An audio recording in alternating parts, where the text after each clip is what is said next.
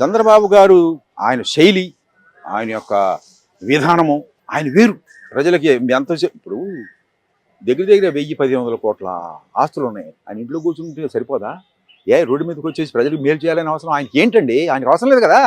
75 అంటాడు, 75 వయసు ఇంకేం చేస్తాడు? వెళ్ళిపోయి కృష్ణారామ నువ్వు చేసింది ఏముంది?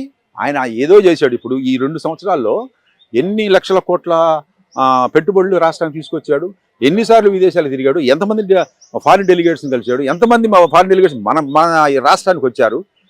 ఇవన్నీ ఒకసారి ఆయన కూర్చుని అవగాహన చేసుకుంటే అసలు ఆ మాటలు మాట్లాడు చంద్రబాబు గారి గురించి మాట్లాడే అర్హత ఒకరికి కూడా లేదండి. వాస్తవం చెప్తున్నా, ప్రతిపక్షానికి కూడా లేదు, ఈవెన్ బీజేపీ వాళ్ళకి కూడా లేదు నన్ను అడిగితే. ఎందుకంటే ఆయన సిన్సియర్గా కష్టపడేది, ప్రజల కోసమే ఆలోచించే వ్యక్తి. ఆయన నిరంతరం కూడా నిద్రపోతున్నా కూర్చున్నా కానీ ఆయన ప్రజల గురించే ఆలోచిస్తాడు. ఇంకోటి చేయడానికి కూడా ఆయన లేదు.